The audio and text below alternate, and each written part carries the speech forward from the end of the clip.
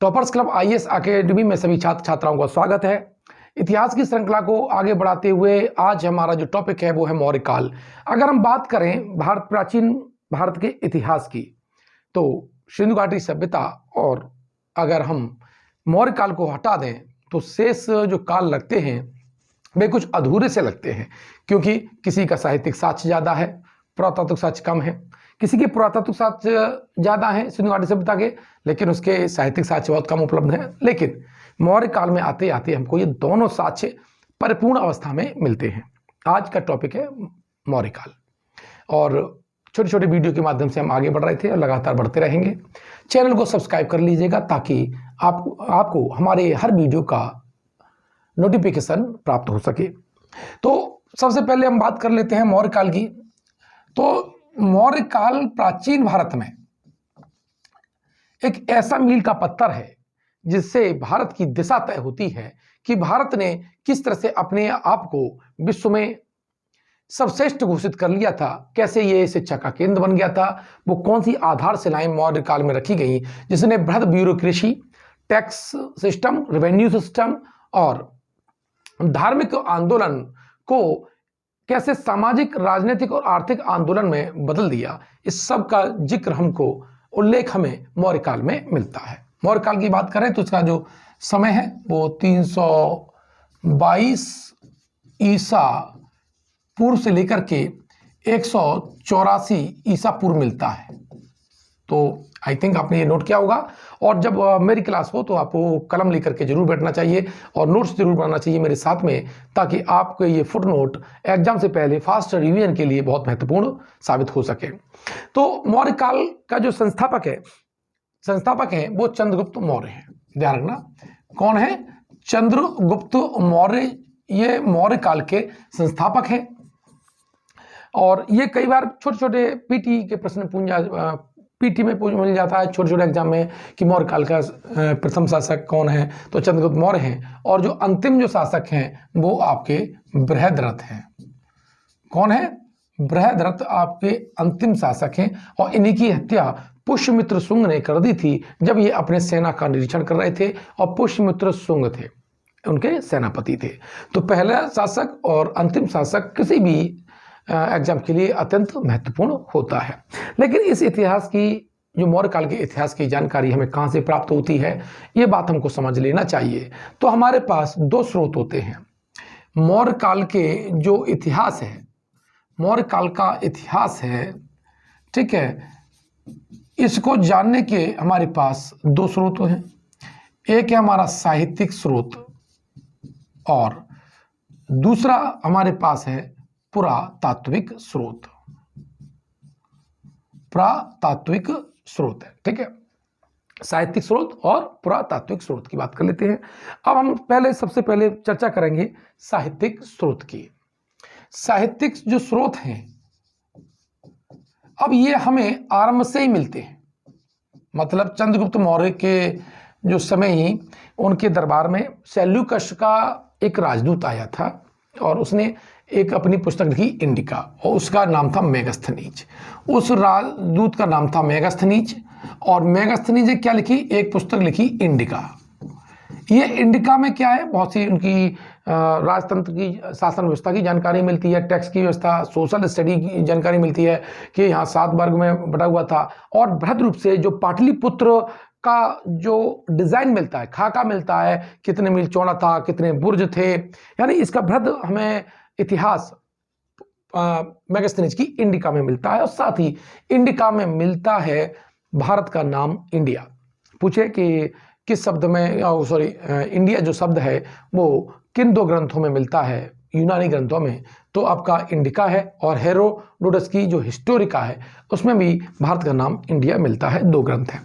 तो बाद में जब हम इंडिका की चर्चा करेंगे, एक अलग वीडियो है उसका, कौटिल्य का अर्थशास्त्र का अलग वीडियो है, क्योंकि ये मेंस के पर्पज से बहुत महत्वपूर्ण हो जाते हैं अगर आप यूपीपीसीएस या संघ लोक सेवा आयोग को अगर अटेम्प्ट कर रहे हैं तो मेगास्थनीज की पहली तो पुस्तक कौन सी? इंडिका है। और कौटिल्य, जिन्हें हम चाणक्य भी कहते हैं, क्या है? कौटिल्य की जो पुस्तक है वो है आपकी अर्थशास्त्र। देखिए हाल में ये इसकी जो 1905 में प्रतिलिपि इसकी पांडुलिपि मिली डॉक्टर श्याम शास्त्री को, और उन्होंने 1909 में उसको प्रकाशित करवाया था। ठीक है, इसकी भी एक अलग वीडियो बनी हुई है, ध्यान रखिएगा, उसको आप जरूर देख लीजिएगा। आगे जब मैं इसके जो स्रोत पढ़ा दूंगा उसके बाद इसके अलग वीडियो मिलेगी। तो कौटिल्य का जो अर्थशास्त्र है, ठीक है, कौन सा बताएं आपको, तो मेगास्थनीज की इंडिका और कौटिल्य का अर्थशास्त्र है। इसी अर्थशास्त्र पर भट्ट स्वामी ने, कौन ने, भट्ट स्वामी ने टीका लिखी है। क्या लिखी है? भट्ट स्वामी की टीका। इससे भी हमें क्या मिलती है? मौर्य काल की हमें जानकारी प्राप्त होती है। उस भट्ट स्वामी ने जो इसकी टीका लिखी है उसका नाम है, क्या नाम है? प्रतिपदा पंचिका। प्रतिपदा पंचिका किसकी है टीका? ये अर्थशास्त्र की टीका है और भट्ट स्वामी ने इसको लिखी है। साथ ही पतंजलि ने एक ग्रंथ लिखा है और वो लिखा है महाभाष्य। क्या लिखा है? महाभाष्य। और इस महाभाष्य में चंद्रगुप्त मौर्य, किसके? चंद्रगुप्त जो मौर्य हैं, चंद्रगुप्त मौर्य हैं, उनकी राजसभा का उल्लेख है। किसका? चंद्रगुप्त मौर्य की राजसभा का उल्लेख है। राजसभा का उल्लेख है और ये जानकारी हमें कहां मिलती है? पतंजलि के महाभाष्य में मिलती है। साथ ही क्षेमेंद्र की बृहत कथा मंजरी, क्षेमेंद्र की बृहत कथा मंजरी, ध्यान रखना, बहुत महत्वपूर्ण पुस्तक है, कूट मिलान करने के लिए आ जाती है क्षेमेंद्र की बृहत कथा मंजरी। और दूसरी है सोमदेव का कथा सरित सागर। सोमदेव का कथा सरित सागर, सरित सागर, ठीक है, ये कहां से है? सोमदेव की कथा सरित सागर, क्षेमेंद्र की बृहत कथा मंजरी, ये आपकी जो मिलती है इसमें भी हमें मौर्यकालीन इतिहास की जानकारी प्राप्त होती है। आगे बढ़ते हैं, आप चाहे तो इसका स्क्रीनशॉट ले सकते हैं। अब देखो यहां आता है बौद्ध ग्रंथ में। अब बौद्ध ग्रंथ में कौन कौन से हमें जो मौर्य काल की जानकारी देते हैं? तो बौद्ध ग्रंथ में आपके जो श्रीलंका के दो ग्रंथ हैं, दीपवंश और महावंश, दीपवंश और महावंश, ये दोनों ग्रंथ हैं जो मौर्यकालीन इतिहास की जानकारी देते हैं। साथ ही एक है दिव्यावदान, दिव्यावदान, ललित विस्तार, ललित विस्तार, हालांकि इसमें ये गौतम बुद्ध के ऊपर लिखा हुआ ग्रंथ है लेकिन हल्का पुल्का जानकारी मौर्य काल की इसमें भी हमको मिल जाती है। साथ ही मिलिंद पहु, मिलिंद पहु जिसको हम मिलिंद प्रश्न भी कहते हैं, मिलिंद प्रश्न, इसमें बनते जो नागसेन हैं और यूनान का राजा मिनंडर जिसका नाम मिलिंद है, उनके बीच जो वार्तालाप है उसका हमें जिक्र मिलता है। तो दीपवंश, महावंश, दिव्यावदान, ललित विस्तार, और एक तिब्बती इतिहासकार है तारानाथ, और उन्होंने लिखा भारतीय बौद्ध धर्म का इतिहास। क्या लिखा? भारतीय बौद्ध धर्म का इतिहास, धर्म का इतिहास, ठीक है। और ये किसका है? तारानाथ का है। तो ये भी इंपॉर्टेंट है, तारानाथ ने किसका लिखा? इन्होंने तिब्बत का इतिहास लिखा है और उसी के रेफरेंस में हिस्टोरियन है और वो भारतीय बौद्ध धर्म के इतिहास भी पुस्तक लिखते हैं। आई थिंक इस बात को आप नोट कर रहे होंगे। दीपवंश, महावंश, दिव्यावदान, ललित विस्तार, मिलिंद पहो, मिलिंद प्रश्न और भारतीय बौद्ध धर्म का इतिहास का। अब देखिए महावंश जो लिखी है, महावंश पर एक टीका लिखी गई है और उस टीका का नाम है वनसंथ, वनसंथ, ध्यान, कौन सी है? वनसंथ काशिनी, कौन सी है? वनसंथ काशिनी की टीका, काशिनी की टीका, ठीक है। ये ग्रंथ हमें मौर्य काल की हमको जानकारी देते हैं। तो ये जो मैंने आपको बताया वो बताया बौद्ध धर्म के सोर्स से, लेकिन जैन ग्रंथ भी क्या करते हैं? वो मौर्य काल की जानकारी देते हैं, क्योंकि चंद्रगुप्त मौर्य जो इस वंश के संस्थापक थे वो जैन धर्म में चले गए थे। उन्होंने अंतिम समय में जैन धर्म को अपना लिया था और जो कर्नाटक में श्रवणबेलगोला है वहां पर संलेखना पद्धति से उन्होंने अपने प्राण भी त्याग दिए थे। तो जैन धर्म में भी मौर्य काल की बृहद जानकारी मिलती है। इस मामले में जैन धर्म भी मौर्य काल के लिए एक अच्छा स्रोत साबित हुआ। इसमें पहली जो पुस्तक है वो कल्पसूत्र है। अगर मैं जैन ग्रंथ में किसमें? जैन ग्रंथ की हम बात करूं तो यहां पर पहला जो ग्रंथ आता है वो आता है कल्पसूत्र। ठीक है, पहला ग्रंथ कौन सा? कल्पसूत्र है। और फिर है दूसरा परिशिष्टि पर्वन, परिशिष्ट पर्वन। ठीक है, परिशिष्ट पर्वन और विविध तीर्थ कथा। तीसरा ग्रंथ है विविध तीर्थ कथा। बच्चों आप इस बात को समझ लीजिएगा कि आप जो यूपीएससी का पैटर्न है और जो उत्तर प्रदेश लोक सेवा आयोग का पैटर्न है, सहायक समीक्षा अधिकारी, ये थोड़ा अब डीप होने लगा है और वो अब मूल कंसेप्ट और उससे संबंधित फैक्ट के आंतरिक जानकारी भी आपसे पूछ लेता है। तो क्लास को कभी इसलिए मत छोड़ दीजिएगा कि हल्का पुल्का आता है, पुराने रिपीट वाले प्रश्न आते हैं ये मैं जानता हूं, लेकिन अगर आपको 100% सफल होना है तो सफलता का कोई शॉर्टकट नहीं होता है। आपको डिटेल जानकारी पढ़नी होगी और बार बार रिवीजन करते रहना होगा ताकि फैक्चुअल डेटा आपको याद रहे। तो मैंने क्या बताया? कल्पसूत्र, परिशिष्टि पर्वन और विविध तीर्थ कथा, ये जिन प्रभा सूरी की है। ये कौन सी है? जिन प्रभा सूरी। ठीक है, अब यहां पर देखो श्रीचंद्र ने एक लिखा था कथाकोश। चौथी ग्रंथ है वो है कथाकोश और कथाकोश के जो लेखक हैं वो कौन है? श्री चंद हैं। कौन है? श्री चंद हैं। तो ये आपने समझ लिया होगा। अब आता है बृहद कथा कोश। कथाकोश के बाद कौन सा है अगला? बृहद कथा कोश। और इस बृहद कथा कोश के जो लेखक हैं वो हरिभद्र सूरी हैं। हरिभद्र सूरी हैं। ठीक है, कौन है? हरिभद्र सूरी हैं। तो इस तरह से हमने आपको जैन ग्रंथ बताए, बौद्ध ग्रंथ बताए, साथ ही अन्य भी ग्रंथ बताए। एक है विष्णु पुराण। पुराण ग्रंथों की हम बात करें तो विष्णु पुराण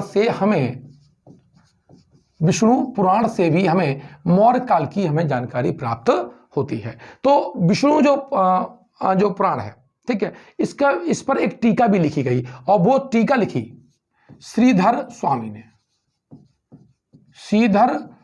ने किस पर? विष्णु पुराण पर टीका लिखी।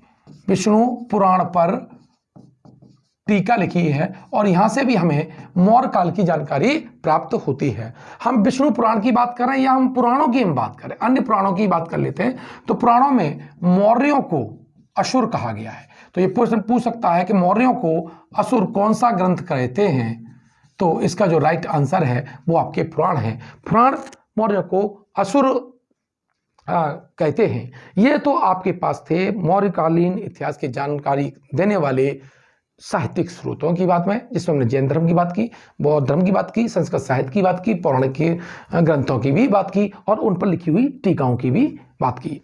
अब प्रश्न आता है कि पुरातात्विक साक्ष्य कौन से हैं? पुरातात्विक साक्ष्य कौन से हैं? तो देखिए, पुरातात्विक साक्ष्य की हम बात करें तो सबसे पहले जो आता है वो चंद्रगुप्त मौर्य। ठीक है, और इसके समय सोहगौरा ताम्रपत्र है। सोहगौरा ताम्रपत्र है। अवधारणा एकमात्र ताम्रपत्र है मौर्यकाल की इतिहास की जानकारी देने वाला। तो सोहगौरा ताम्रपत्र है और महास्थान अभिलेख है। महास्थान अभिलेख। और ये जो दोनों अभिलेख हैं ये एक्चुअली में चंद्रगुप्त मौर्य के हैं। चंद्रगुप्त मौर्य के। किसका बताया छात्रों? नोट कर रहे होंगे। चंद्रगुप्त मौर्य के हैं। कौन कौन से? सोहगौरा ताम्रपत्र और महास्थान अभिलेख है। सारा डेटा माइंड में फीड होना चाहिए, रटा होना चाहिए, एक एक डेटा और एक एक कंसेप्ट। प्री निकालना कोई बड़ी बात नहीं है। प्री निकाल लोगे तो मेन से फंस जाओगे। अगर कंसेप्ट नहीं होगा, दिमाग में नहीं होगा तो लिखोगे क्या? ध्यान रखिएगा। तो आपको शब्दों से धनी होना है, लेखन से धनी होना है, तभी आपको सफलता मिलेगी। प्री पास कर लिया, मेंस फेल कर गए तो क्या मतलब है? तैयारी ऐसी होनी चाहिए कि सारे द्वार तोड़ते हुए सिलेक्शन का जो लेटर है वो आपके हाथों में होना चाहिए। आशा है इस बात को आप समझ रहे होंगे। मैं गंभीरता के साथ आपसे वार्तालाप कर रहा हूं, संवाद कर रहा हूं। तो पुरातात्विक साक्ष्य में पहली बार चंद्रगुप्त मौर्य है। चंद्रगुप्त मौर्य के बाद में दूसरे नंबर पे आते हैं अशोक के अभिलेख। किसके? अशोक के अभिलेख।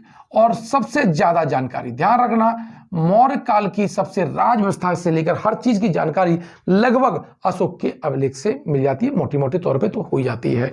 और पहली बार भारत में ही नहीं विश्व में वेलफेयर स्टेट की जो अवधारणा आई, जीव जंतुओं पर दया करुणा के साथ शासन की व्यवस्था की जो जानकारी आई, प्रजा को केंद्र में रखते हुए शासन की मंशा अगर समझ में आती है पूरे विश्व में, तो वो सम्राट अशोक के अभिलेखों से, सम्राट अशोक के सोच से ही आती है। तो यहां पर अशोक के अभिलेख मिलेंगे।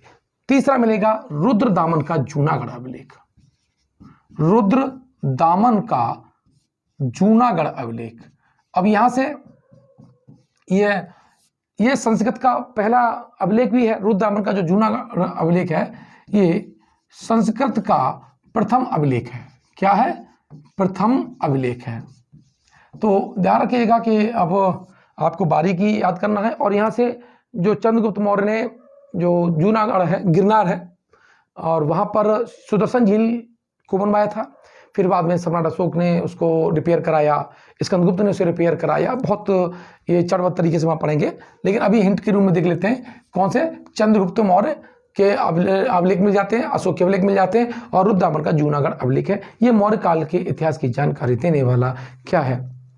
ये अहम पुरातात्विक स्रोतों का समूह है। आपने इस वीडियो को देखा, धन्यवाद। और अगर आपको कोई बात समझ में ना आई हो तो मुझे कमेंट बॉक्स में दीजिएगा। और इसी की जो पीडीएफ है, ठीक है, पीडीएफ हमारी टेलीग्राम जो ग्रुप है, toppers club IAS academy, toppers club IAS academy, ध्यान रखना पूरा डालने पड़ेगा, उस पर इसकी पीडीएफ मिल जाएगी। इसी नाम से टॉपर्स क्लब आईएएस एकेडमी नाम से हमारा मोबाइल एप्लीकेशन है। वहां पर आपको टेस्ट नियमित रूप से मिलते हैं, फ्री ऑफ मिलते हैं।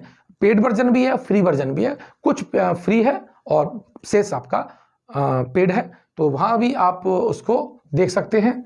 और अगर वीडियो आपको अच्छा लगा हो, डेटा अच्छा लगा हो, तो चैनल को सब्सक्राइब कर दीजिएगा, घंटी वाला बटन जरूर दबा दीजिएगा, ताकि हमारे आने वाले हर वीडियो की नोटिफिकेशन आप तक पहुंचती रहे।